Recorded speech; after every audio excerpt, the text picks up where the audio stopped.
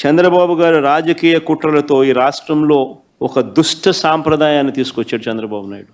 దాన్ని కొనసాగిస్తూ ఉన్నాడు. ఒక కేతిరెడ్డి పెద్దారెడ్డి విషయమే కాదు, ప్రసన్న విషయం ఒకటే కాదు, కాకాని గోవర్ధన్ రెడ్డి, వల్లభనేని వంశీ, చెబిరెడ్డి భాస్కర్ రెడ్డి, పెద్దిరెడ్డి మిథున్ రెడ్డి, నందిగాం సురేష్, పెన్నెల రామకృష్ణారెడ్డి, పోసాని కృష్ణమురళి సహా ఎంతోమంది మీద తప్పుడు కేసులు, సీనియర్ జర్నలిస్ట్ కొమ్మినేని శ్రీనివాసరావుతో సహా కృష్ణమోహన్ రెడ్డి, ధనుంజయ రెడ్డి లాంటి తమ జీవితంలో ఏ రోజు కూడా మచ్చలేని రిటైర్డ్ అధికారులు వీళ్ళు, మచ్చలేని రిటైర్డ్ అధికారులు వీళ్ళు వాళ్ళ కెరియర్ మొత్తం మీద. ఇలాంటి వాళ్ళను కూడా వీరి కాక ఇంకా ఎంతోమంది అమాయకుల మీద ఈరోజు తప్పుడు కేసులు పెట్టి ఇరికిస్తూ ఉన్నారు. అన్ని కేసులకు ఒకే మోడస్ ఆపరాండి. ఆ మోడస్ ఆపరాండి అంటే ఏమిటంటే తప్పుడు వాంగ్మూలాలు.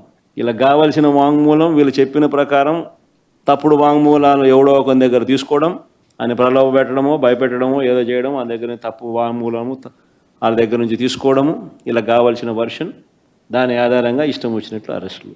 ఇదే మోడస్ ఆపరాండి. ఈ దేశంలో ఎవరినైనా అరెస్ట్ చేయొచ్చు అని చంద్రబాబు నాయుడు చూపిస్తూ ఉన్నాడు. మోడీనైనా అరెస్ట్ చేయొచ్చు, అమిత్ షానైనా అరెస్ట్ చేయొచ్చు, నో ఎగ్జంప్షన్స్.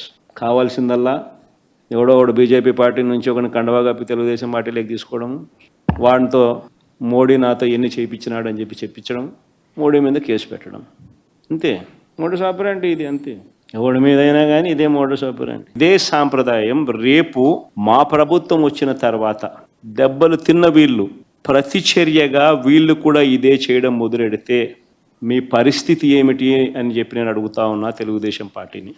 చంద్రబాబు నాయుడు గారు వేసిన విత్తనం, తప్పుడు విత్తనం చెట్టు అవుతుంది. తప్పుడు సాంప్రదాయంగా మానకపోతే ఎవరి చేతుల్లోనూ ఉండదు వ్యవస్థ.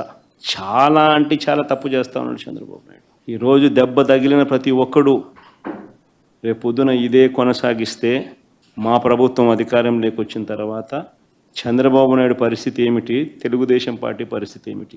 ఎల్లకాలం ఇవే రోజులు ఉండవు.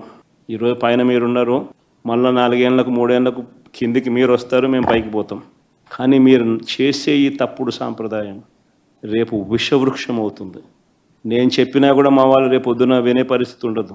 దెబ్బ తగిలినోనికి ఆ బాధ తెలుస్తుంది. చంద్రబాబు ఇప్పుడైనా మేలుకో, తప్పు తెలుసుకో, తప్పుడు సాంప్రదాయాన్ని సరిదిద్దుకో.